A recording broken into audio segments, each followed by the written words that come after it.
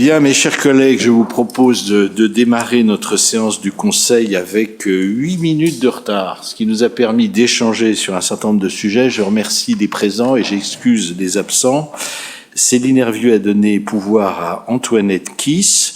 La majorité des membres du Conseil est bien présente. Est-ce que Madame Florence Devara accepte avant que j'ai parlé, vous avez accepté, c'est très bien, d'être secrétaire auxiliaire de Monsieur Rioual, et non, d'être secrétaire de séance avec comme secrétaire auxiliaire Monsieur Rioual. Vous avez reçu, mes chers collègues, l'ordre du jour définitif qui comprend 15 points, avec une proposition d'un vote global d'approbation dès lors que personne ne souhaite intervenir pour justifier un vote contre les projets. Cela signifie qu'ils seront adoptés.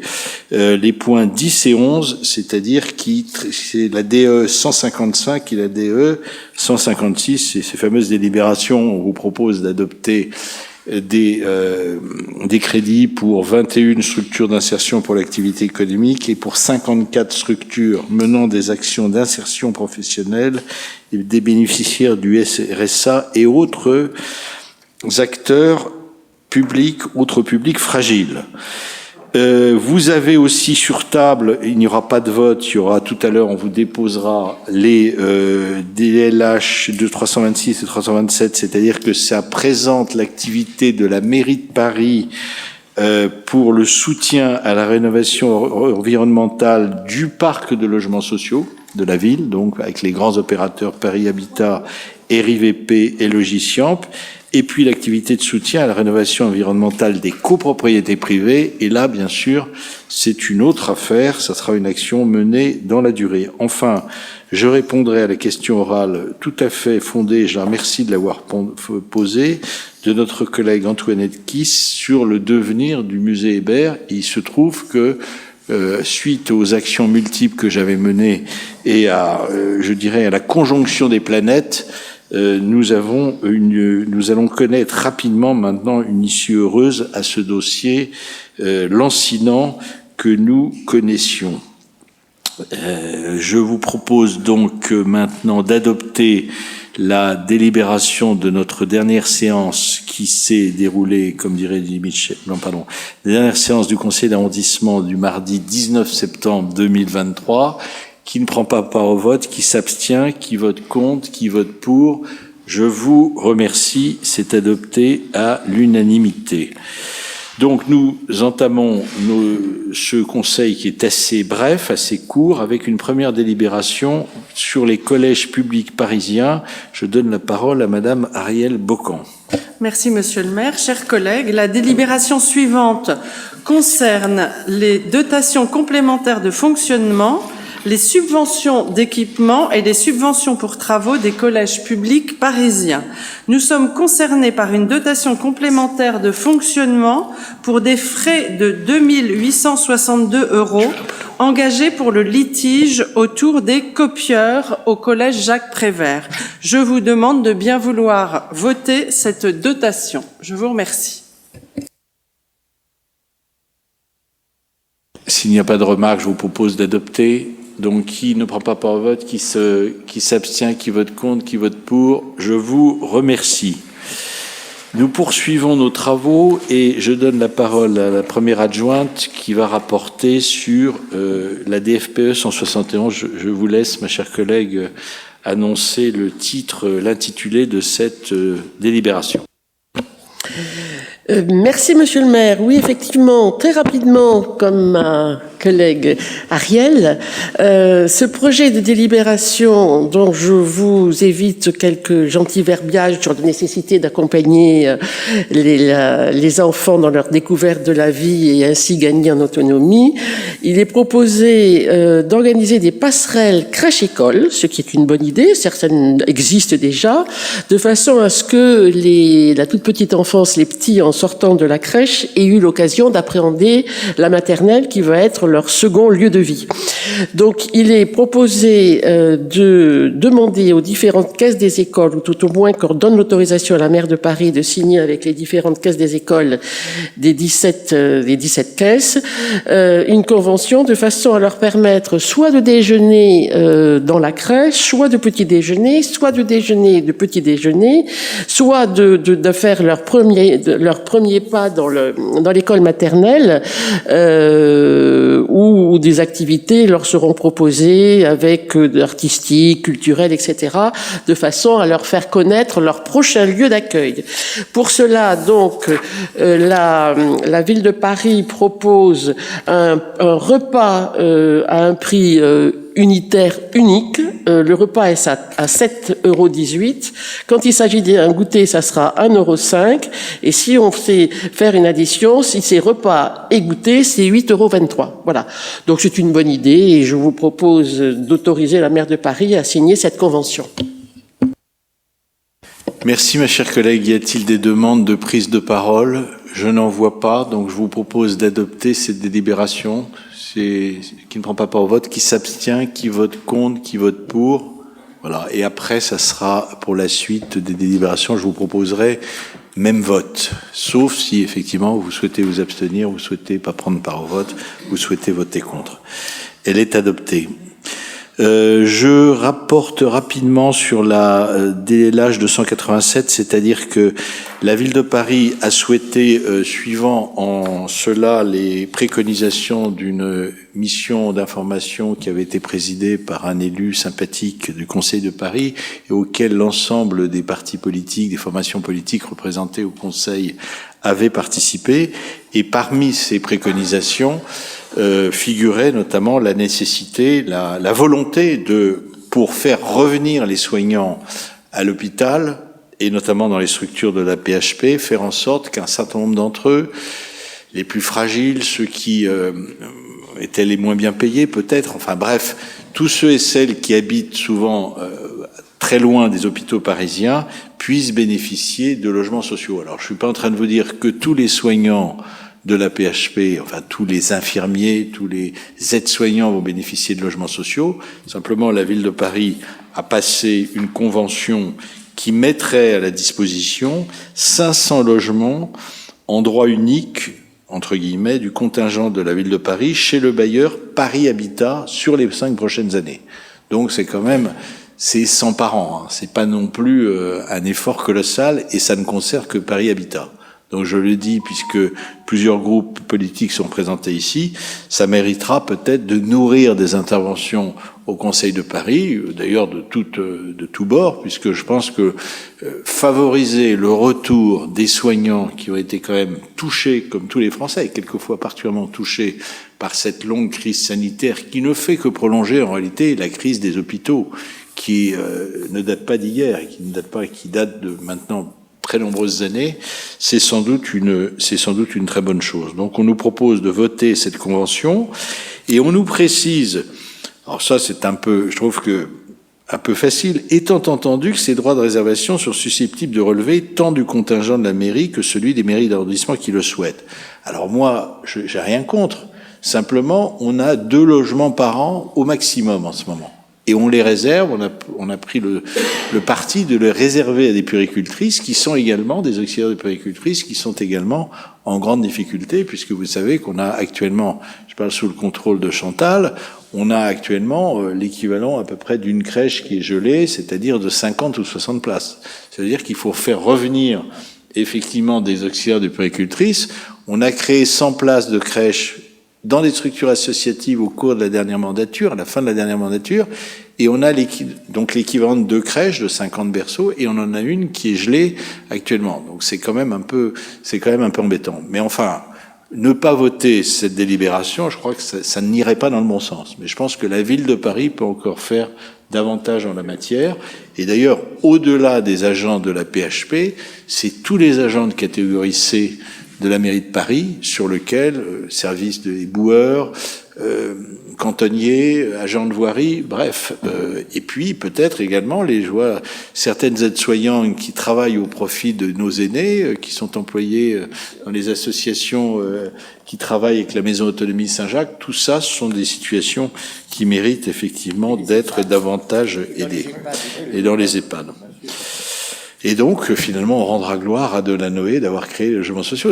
Après, il faut effectivement bien s'en servir. Il faut les utiliser, effectivement, compte tenu maintenant de l'augmentation du prix du foncier à Paris, en faveur de ceux et celles de nos agents notamment, puisque les logements sont limités en nombre, qui travaillent à Paris pour le bien-être et au service des Parisiennes et des Parisiens. Voilà, mes chers collègues, si vous n'avez rien à ajouter, je vous propose, Madame de Comprégnac, chère Séverine. Merci, Monsieur le maire. Juste 2 mots pour confirmer ce que vous dites. Nous, ça fait des années qu'on demande qu'un quota de logement soit réservé au personnel de la ville et des institutions qui vont avec. Le travail remarquable qui est fait depuis 1 an par le nouveau directeur de la PHP est un vrai succès. Je crois qu'il arrive à rouvrir 400 lits à Paris, ce qui est quand même juste énorme, par une gestion plus fine du personnel en termes de motivation, de logement contre contre des gardes supplémentaires, etc. Donc il faut prendre soin de ces personnels, c'est évident. Alors effectivement, cette convention est assez minimaliste, ça suffira pas du tout, mais on ne peut pas faire autrement que de voter pour, et en espérant que ça augmente, parce qu'on peut pas faire autrement pour ces personnels qui ne gagnent pas des salaires démentiels face à un prix du logement à Paris qui l'est vraiment pour le coup. Absolument. Et il faut aussi que dans certaines maisons, notamment dans le 14e, soient pas vendues, ou en tout cas, si elles étaient vendues, qu'on fasse en sorte que le produit soit directement affecté au relogement des personnels de la PHP. Je pense notamment au devenir de Broca et surtout, au devenir de la Rochefoucauld, avenue Gérald Leclerc. Même vote, donc. Adopté, je vous remercie. N'hésitez pas à intervenir si vous souhaitez, si vous souhaitez émettre un vote différent. Alors nous passons maintenant à DPE 51 et je donne la parole à Monsieur Paul Maria. Bonsoir, mesdames et messieurs, mes chers collègues. Bonsoir, monsieur le maire. Bonsoir. Donc la délibération qui nous est demandée d'adopter porte sur l'initiative Territoire Zéro Déchet. Comme vous le savez, c'est une initiative qui a été lancée par la ville en 2021 et qui est aujourd'hui déclinée dans le 6e arrondissement. Pour ce faire, la ville a proposé un appel à projet de juillet à septembre pour l'animation de plusieurs territoires zéro déchet, qui sont donc des zones d'expérimentation, l'un dans le 6e, l'un dans le 8e et l'un dans le 15e arrondissement. Le territoire zéro déchet du 6e arrondissement est la rue Littré. Alors je comprends que la définition est un peu extensive puisque, en vérité, les actions s'étendront aux établissements scolaires du 6e et à tout autre lieu d'intérêt du 6e, notamment les marchés, les lieux où on rencontre les habitants du 6e. Donc l'association qui a été désignée comme attributaire de ces subventions de la ville de Paris est l'association Zero Waste Paris, qui va donc décliner une feuille de route pour le 6e arrondissement qui visera en premier les habitants, ensuite les scolaires, ensuite les commerçants et enfin les sportifs. Donc elle aura une action menée dans l'arrondissement avec des initiatives qui associeront les habitants du 6e avec la finalité de les amener à prendre conscience des volumes de déchets générés et de comment les réduire. Voilà, donc la subvention est de 16 500 € et je vous demande, mes chers collègues, de valider cette subvention. Même vote. Alors, maintenant que nous avons voté, je vous rappelle que on avait eu Pic Environnement sur la rue Littré, que Pic Environnement n'a rien fait. C'est vrai, a été pris à contre-pied par la Covid. Pic Environnement, d'ailleurs, file dans le 15e maintenant, s'occuper d'ailleurs de la rue des 4 Frères Peignot. Bon courage à Pic Environnement, puisque la rue des 4 Frères Peignot, c'est la partie du 15e qui est au-delà de l'héliport, qui jouxte ici les Moulineaux, donc c'est un territoire assez difficile. Et là, on a accepté de refaire venir cette association, dont j'aurais aimé d'ailleurs que le nom ne soit pas Zéro Ouest après l'inauguration de Villers-Cotterêts et dans l'arrondissement de l'Académie française, ça fait pas très sérieux, mais bon, c'est comme ça. Ils seront peut-être plus réactifs que Pic-Pic Environnement. Et je répète, je pense que la rue Littré, c'est vraiment très intéressant. Pourquoi? Parce que c'est une rue qui est résidentielle, qui a des commerces, qui a un hôtel, il y a 500 élèves entre la plus grosse école élémentaire, la plus grosse maternelle, la crèche, les équipements sportifs, ils pourront peut-être déborder sur le retour de la rue de Vaugirard. Il y a vraiment quelque chose à faire. Et je pense que ça peut être vraiment intéressant. Après, s'ils arrivent à, je dirais, produire des actions intéressantes, ils déborderont. Ils peuvent aller sur le boulevard Raspail où il y a le marché que vous connaissez bien. Ils peuvent aller un peu sur le boulevard du Montparnasse où il y a aussi des choses à faire avec les restaurateurs. Donc ça me paraît une très bonne chose. Donc si d'ailleurs le conseil de quartier Saint-Placide et au-delà d'ailleurs tous les élus qui sont intéressés par cette problématique, moi j'aimerais que, quelles que soient les formations, vous suiviez un peu cette association, puisqu'elle reçoit quand même 16 500 € d'argent public. J'aimerais que ça soit un peu plus productif qu'avec l'association précédente, dont j'ai tout d'un coup oublié le nom. Merci. Bien, donc c'est adopté. Nous passons à quelque chose de plus sérieux qui est dans le portefeuille d'Iris Berthemier et je lui donne bien volontiers la parole. Merci Monsieur le maire, bonsoir à tous. Alors, je vous présente une délibération qui concerne une subvention d'investissement au sujet de l'association ASEI. L'association ASEI, on en a parlé lors du dernier conseil, c'est Agir, Soigner, Éduquer, Insérer. Donc, on a voté la dernière fois une subvention pour rénover le bâtiment qui est situé rue Madame, juste derrière la mairie. Et cette fois-ci, il s'agit d'un foyer d'habitation qui accueille 26 places. Donc il s'agit 23 adultes. Il s'agit du foyer d'hébergement Saint-Germain qui est situé aux 2 rue Félibien.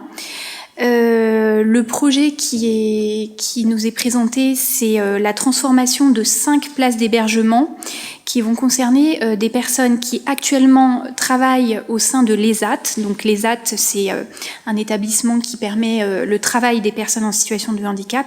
Et donc ces 5 personnes ne sont plus en situation de pouvoir travailler compte tenu de leur vieillissement, tout simplement. Et il est donc proposé la transformation de 5 places de foyer d'hébergement en 5 places d'unité foyer de vie. Et donc c'est pour un public qui est en perte d'autonomie. Et donc ça nécessite des aménagements, à savoir, c'est un changement de classification du bâtiment qui implique une mise en conformité des installations du système de sécurité incendie, la rénovation et la modification des salles de bain pour les rendre accessibles aux personnes à mobilité réduite. Donc ces personnes seront accompagnées également avec davantage de personnel qui seront mis à leur disposition. Il y aura la création de 4,5 équivalents temps plein de professionnels. Je voulais dire un mot de commentaire concernant cette subvention qui nous est proposée. D'abord, rappeler peut-être les chiffres. Elle concerne donc la somme de 100 000 € qui n'est pas négligeable, n'est-ce pas ? Et sur un total d'investissement à hauteur de 189 788 €, donc à peu près la moitié. Je suis très favorable au fait que les personnes en situation de handicap puissent vieillir là où elles ont habité toutes ces dernières années, et c'est pas parce qu'elles peuvent plus travailler au sein de l'ESAT qu'elles devraient quitter leur foyer d'hébergement. Pour autant, je m'inquiète un petit peu du fait qu'il y ait donc moins de travailleurs nécessairement qui seront mobilisés au sein de l'ESAT, puisque sur 23 personnes qui résidaient dans ce foyer et qui travaillaient au sein de l'ESAT, il y en aura 5 de moins qui travailleront au sein de l'ESAT. Donc voilà, je voulais attirer votre attention sur ce sujet-là et dire que ça interroge le modèle qu'on veut proposer pour la suite, pour les foyers d'hébergement? Est-ce que c'est un modèle qui permet de faire vieillir les personnes au sein de la même structure et donc de transformer les places au sein de cette structure? Ou alors, est-ce que c'est pas aussi un modèle où il faut préserver les places d'hébergement dans les foyers pour les travailleurs ESAT? C'est des questions qui sont assez intéressantes et profondes à travailler. Bon, s'agissant de ces 5 places-là, pas de difficulté. Moi, je vais voter la subvention et je vous encourage à faire de même. L'ASEI a tranché et c'est le choix qu'ils font. Mais voilà, je pense que de manière plus générale, ça interroge le modèle qu'on retiendra pour la suite en ce qui concerne les places d'hébergement pour les personnes handicapées à Paris. Merci de votre attention. Absolument. Donc, il faut effectivement suivre ce dossier et cette évolution qui peut être préoccupante, effectivement, pour un certain nombre de familles et puis également pour les associations, justement, qui ont des ESAT. Donc, je vous propose de voter. Qui ne prend pas part au vote, qui s'abstient, qui vote contre, qui vote pour. Je vous remercie. Nous passons maintenant à des subventions pour les aînés et les aidants, et je donne la parole à Florence de Vara. Merci Monsieur le maire, chers collègues. Alors effectivement, là, dans cette première délibération, nous sommes sollicités pour le vote d'une subvention pour l'association Passerelle Assist-Aidants, qui d'ailleurs, je le rappelle, a été créée par notre ancienne collègue Martine Aulagnier. Dans le cadre de l'aide à la vie des seniors, cette association située et très active dans le 6e arrondissement a mis en place un système novateur destiné à soutenir de façon personnalisée les aidants familiaux en faisant intervenir au domicile une équipe pluridisciplinaire de professionnels diplômés en fonction des besoins propres, ce qui effectivement soulage beaucoup les familles. Cela permet de soutenir moralement et psychologiquement les aidants familiaux, ce qui n'est pas négligeable. Actuellement, l'association permet de proposer cet accompagnement à 50 à 80 aidants. L'association élargit progressivement son territoire d'intervention. Pour l'année 2023, elle souhaite renforcer ses équipes en augmentant la mise à disposition de psychologues, en poursuivant l'accompagnement psychologique par téléphone et en développant des actions de communication ciblées et bien sûr aussi en s'adressant à de nouveaux aidants pour élargir le public touché. Plus ils seront nombreux, mieux ce sera.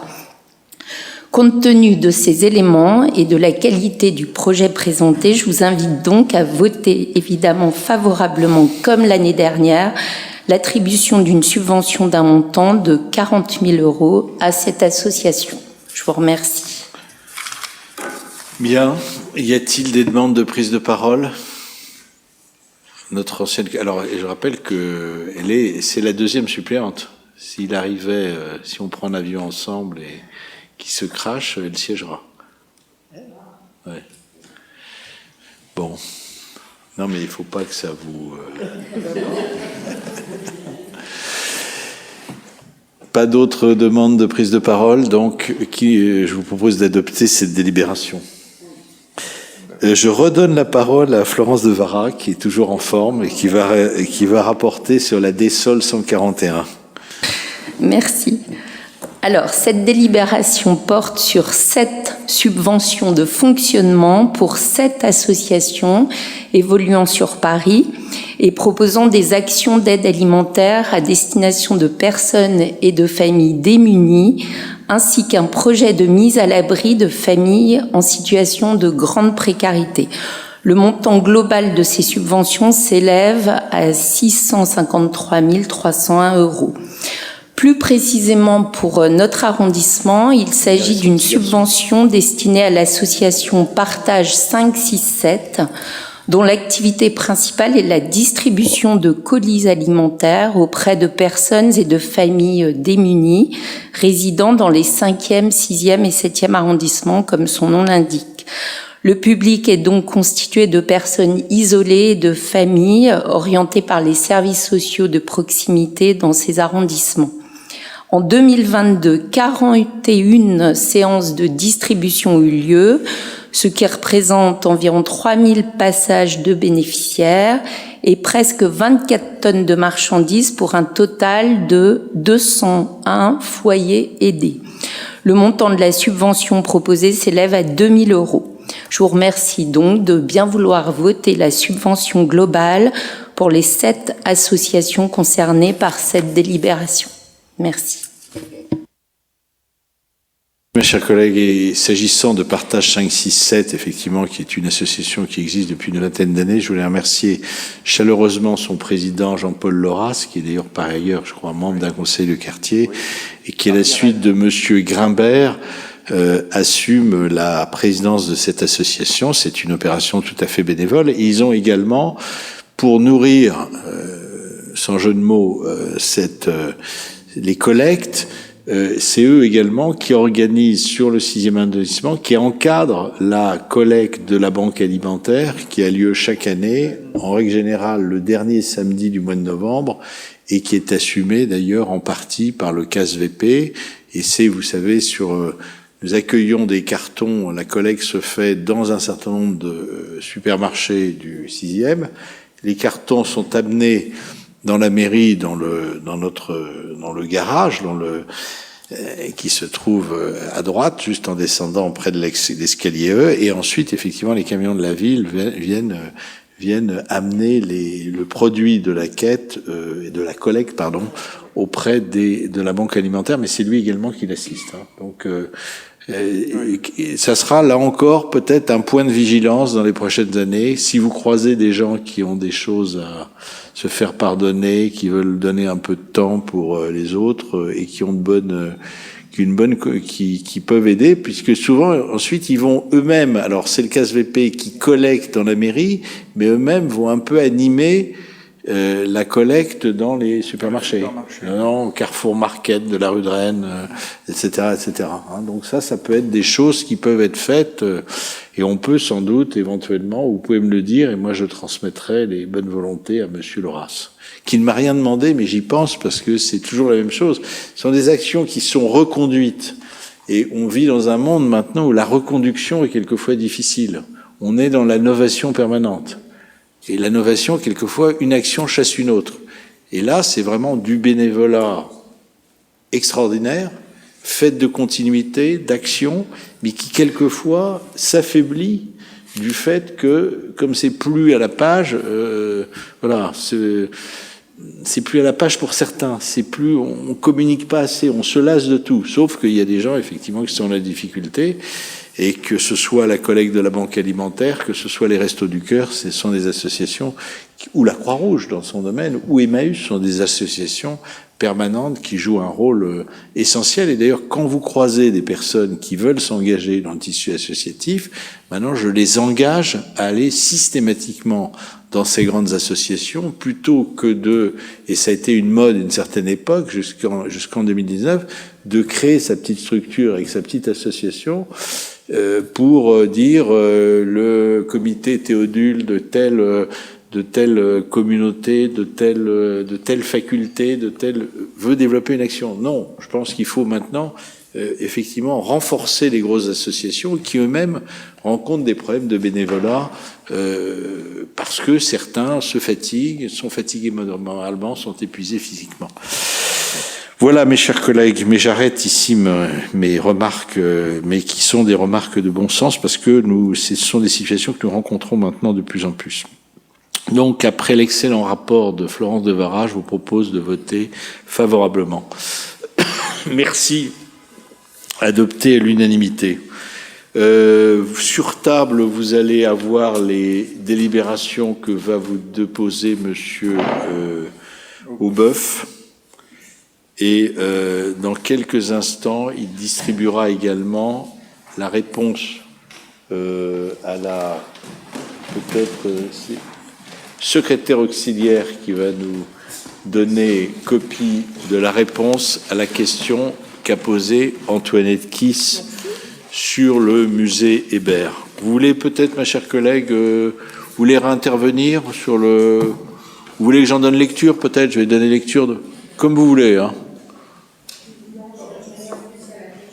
Voilà. Voilà. Alors, Antoinette Kiss, effectivement, rappelait que le musée Hébert, situé 85 rue du Cherche-Midi, à l'angle de la rue Jean Ferrandi, issu des donations consenties à l'État pour les collections et à la réunion des musées nationaux pour le bâtiment par René Patrice Dukerman, était fermé depuis 2004. Alors, 2004, 2005, 2006 à peu près. Considérant que malheureusement aucune solution n'a pu être trouvée jusqu'alors pour sa réouverture par les différentes parties prenantes, vous vous rappelez la réunion des musées nationaux pour le bâtiment, l'établissement public du musée d'Orsay et de l'Orangerie pour la gestion des collections, la gestion muséale, et la Fondation de France qui était en quelque sorte celle qui gérait la clause légataire frappant ces différents bâtiments.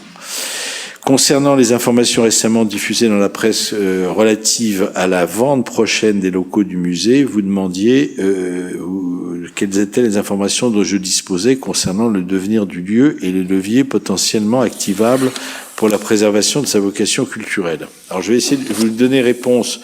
La réponse que vous allez avoir, je vais commenter rapidement, répond au devenir du lieu. Sur les leviers potentiellement activables pour la préservation de sa vocation culturelle, là je vous le dis tout de suite, ça sera plus difficile puisque l'État a pris la décision de vendre les bâtiments de la rue du Cherche-Midi qui devront être remis en état en respectant, si vous voulez, le fait que les façades qui sont sur la rue du Cherche-Midi et sur la rue, ça c'est pas dans la réponse, mais sur la rue Jean Ferrandi sont inscrites à l'inventaire supplémentaire des monuments historiques. Quant au devenir du lieu, il est trop tôt encore pour le savoir.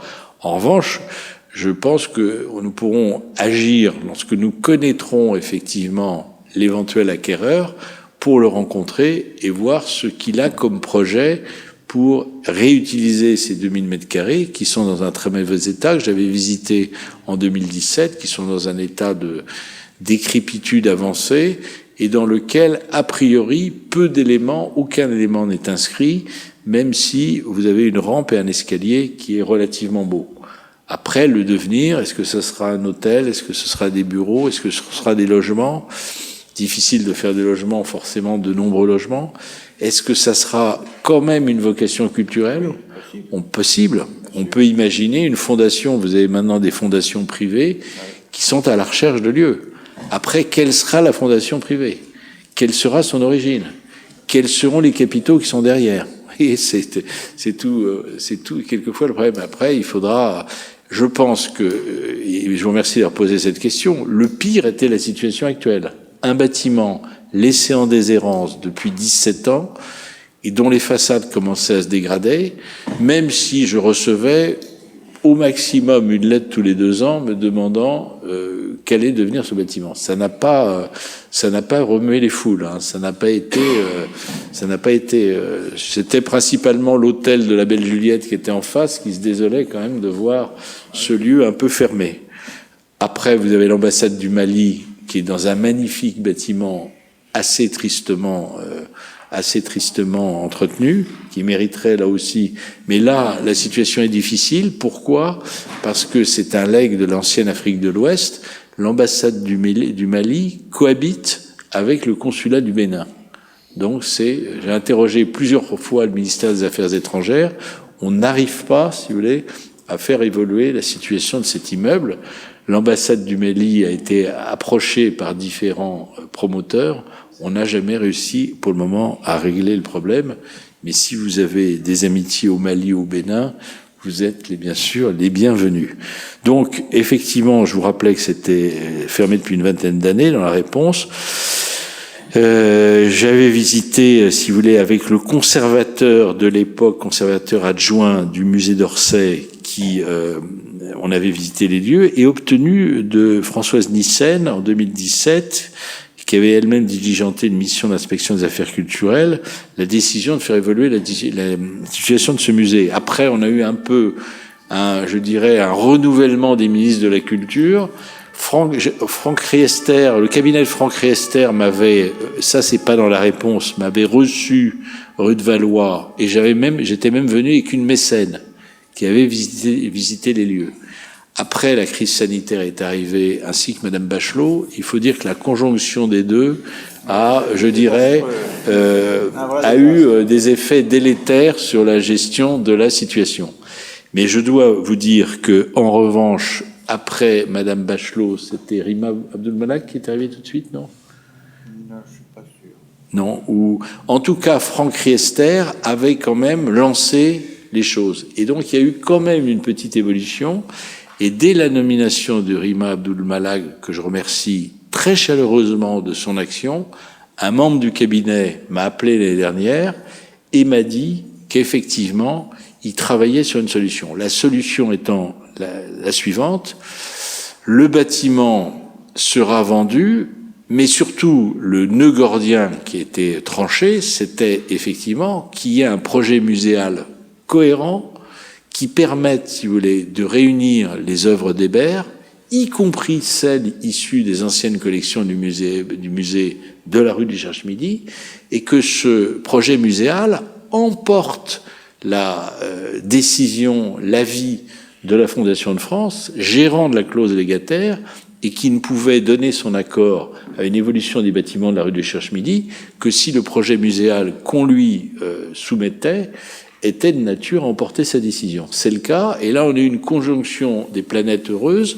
entre le département de l'Isère, qui a justement une politique départementale de musées particulièrement dynamique, et c'est la commune de naissance de la Tronche dans l'Isère qui abritait déjà un musée consacré à Hébert, un musée départemental qui va s'agrandir. C'est un magnifique musée. Je vous engage d'ailleurs à aller voir les photos de ce musée, qui est absolument magnifique, qui va être agrandi. Il va être agrandi grâce aux produits de la vente des bâtiments de la rue du Cherche-Midi.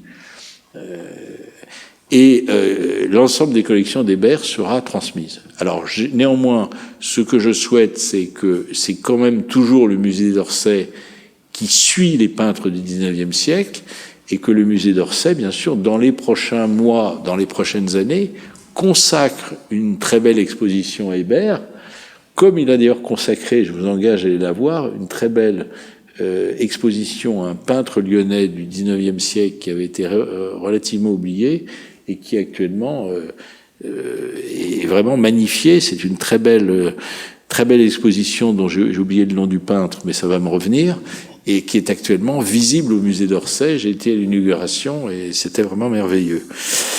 Donc, c'est vraiment un alignement des planètes. C'est une sortie par le haut. Donc, le conseiller que j'ai eu au téléphone récemment m'a confirmé que la dernière étape, c'était une saisine de la direction spécialisée de l'immobilier qui est sous l'égide du ministère de l'économie et du finance, qui va se livrer une seconde évaluation, puisqu'il y avait une première évaluation qui avait été faite en 2017-2018, évaluation de la valeur des bâtiments de la rue du Cherche-Midi. Ensuite, vous aurez un avis qui va paraître, puisque maintenant il y a des avis qui paraissent au journal officiel et éventuellement dans la presse, et là, on verra ce que ça donnera. J'ai certaines personnes qui sont déjà intéressées, mais je crois que vous pouvez, dans vos domaines respectifs, effectivement, faire la promotion de ce lieu, qui est quand même un lieu extraordinaire. Pourquoi? Parce qu'il est situé dans le 6e arrondissement, bien évidemment. Voilà. Donc, après, ce que je sais aussi, c'est que la Fondation de France avait d'autres immeubles, dont certains situés dans le 9e arrondissement, qui ont été exploités pendant certaines années, et dont le produit doit revenir aussi au musée Hébert. Alors, ce que je ne sais pas, c'est un peu du quadruple off, comme dirait Monsieur Ganzer. Apparemment, les produits des locations du 9e ont peut-être, si vous voulez, il y a peut-être eu des circuits un peu détournés, mais bon, la rivière va retrouver son fleuve. Hein, le cours de la rivière va retrouver son fleuve. Hein, donc c'est une bonne nouvelle, et je suis ravi d'avoir pu accélérer les choses. Et je vous remercie, ma chère collègue, d'avoir posé la question, mais ça reste une affaire à suivre. Évaluation, publicité, qui répond? La conjoncture immobilière est quand même un peu compliquée, on le sait, mais c'est un endroit, c'est quand même un endroit unique, exceptionnel. Et ensuite, bien sûr, quid des bâtiments? Mais on ne pouvait pas ne pas bouger, car c'était sous filet, et vous savez que les filets, au bout d'un certain temps, se tendent, se dilatent, et que les pierres tombent. C'est le cas. Comme à Saint-Sulpice. C'est comme à Saint-Sulpice. Hein, donc, Tiens, le nom le nom. c'est Louis Jameau, le poème de l'âme. Le poème de l'âme. Louis Jameau, à Orsay. Magnifique exposition. Peintre assez méconnu, ressorti de l'oubli, mais une magnifique exposition. Et c'est bien l'actuel ministre de la Culture qui a succédé à Roselyne Bachelot. Oui. Et qui fait un très bon travail. C'est à elle aussi que nous devons la Maison européenne du dessin de presse. Hein, donc, quand elle était conseillère à l'Élysée. Donc, le meilleur peut succéder au pire, finalement. Oui. No comment. Bien, mes chers collègues, merci infiniment. Donc, je vous propose peut-être de nous arrêter là. Nous nous retrouverons en séance du conseil d'arrondissement le mardi 28 novembre et le lendemain, mes chers collègues, je le disais à Séverine de Comprignac tout à l'heure en aparté, le mercredi 29 novembre, nous aurons un SICA sur le thème des différents modes de collecte des déchets dans le 6e arrondissement. Et ça sera je souhaite qu'Antoine Guillou puisse venir, qui est le nouveau maire adjoint chargé de la collecte des déchets, de la propreté. Et s'il ne peut pas venir, on demandera au directeur de la propreté de venir, bien évidemment. Merci à tous, très bonne soirée.